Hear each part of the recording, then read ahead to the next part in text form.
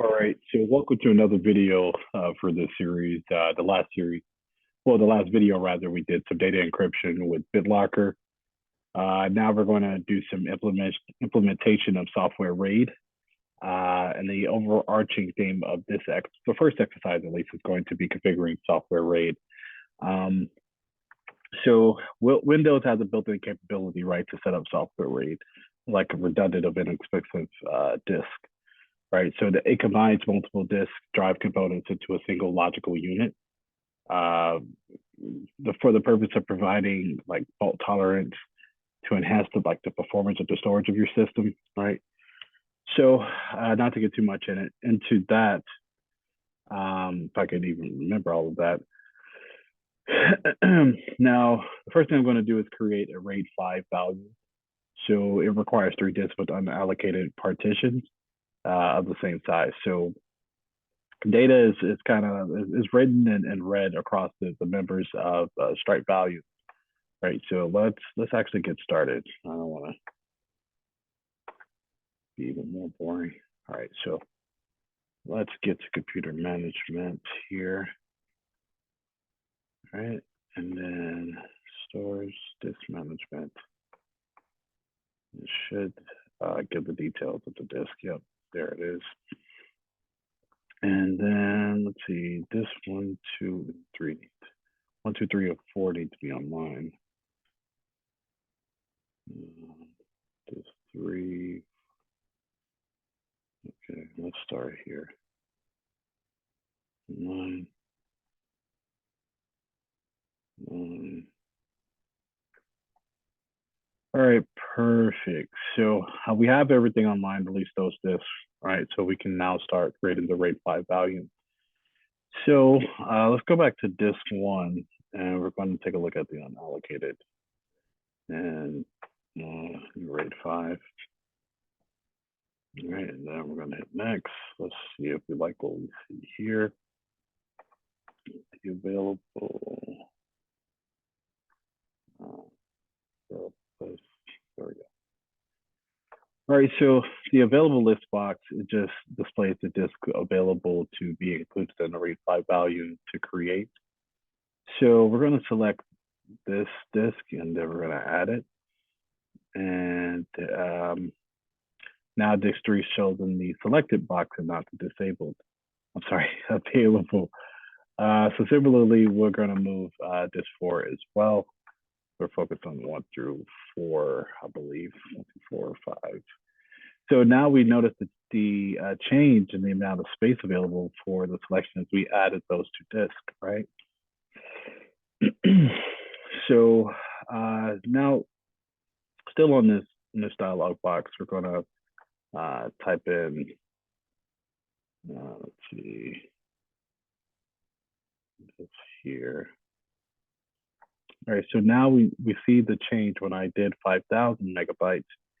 We saw the changes for disk 1, 3, and 4, the change in the total volume size in megabytes, right?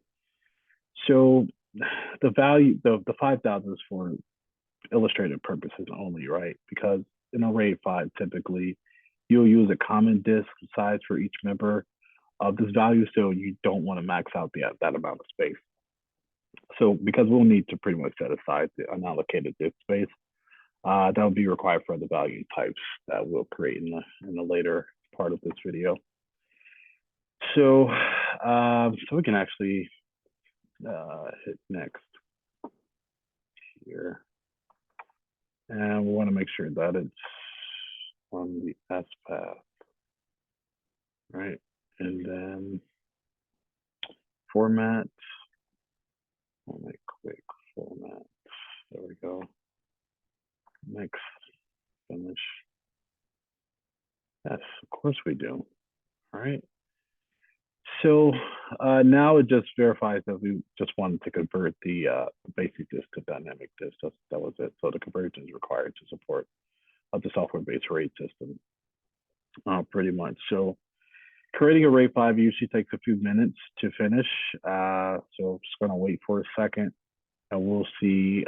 We'll notice the display of resyncing on the RAID 5 disk members as well.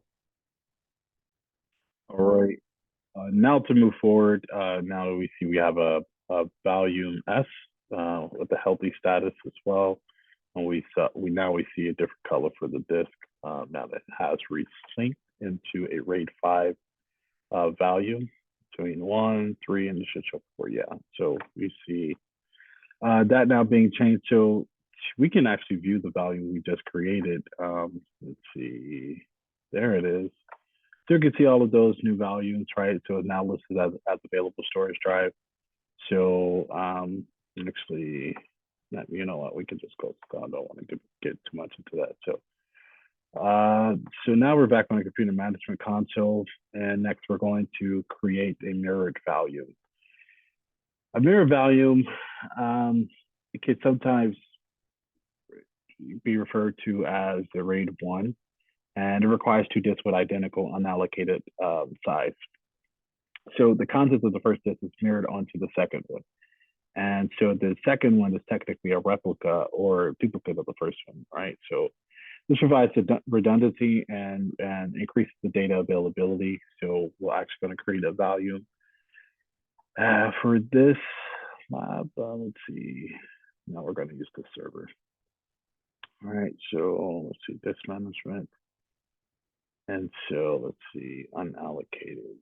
Let's go to this one. Fresh off the RAID 5. There we go. Now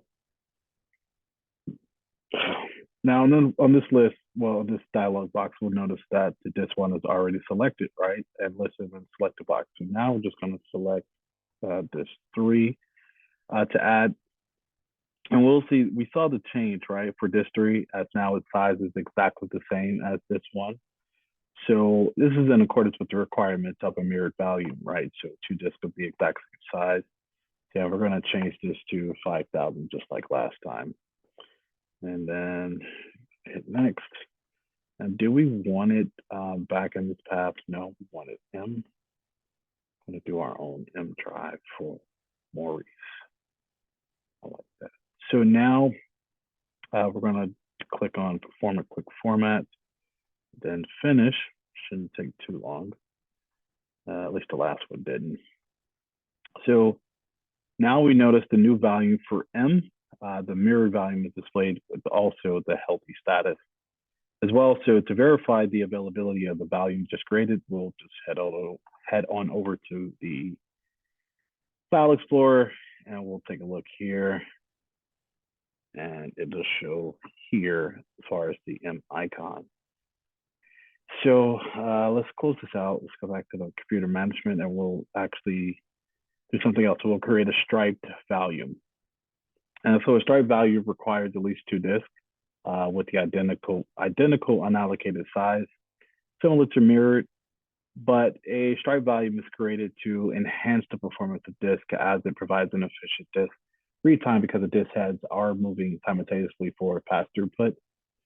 So it necessarily doesn't provide the data redundancy comparable to RAID 5 and mirror.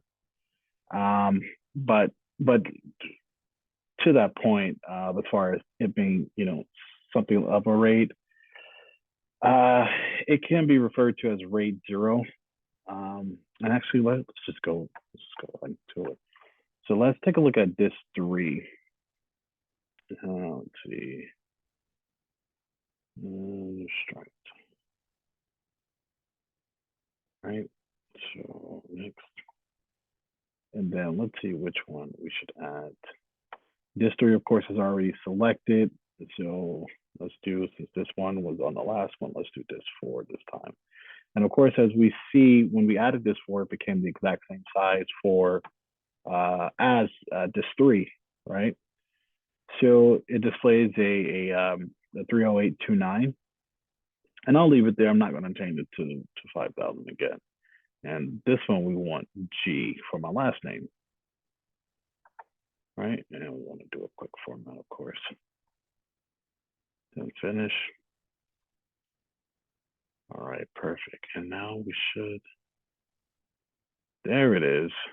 The new one, healthy. Let's check the File Explorer. There it is.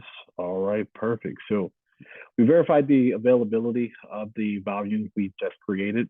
It's available now for storage. So we can actually close this out. And that's the end of this video. It's really quick. I mean, it's pretty simple, straightforward. Just for a brief recap, we implemented software rate and we created a rate 5 volume, a mirrored volume, and a stripe volume. And on the next video, we're going to go over the introduction to digital forensics. And I'll see you there.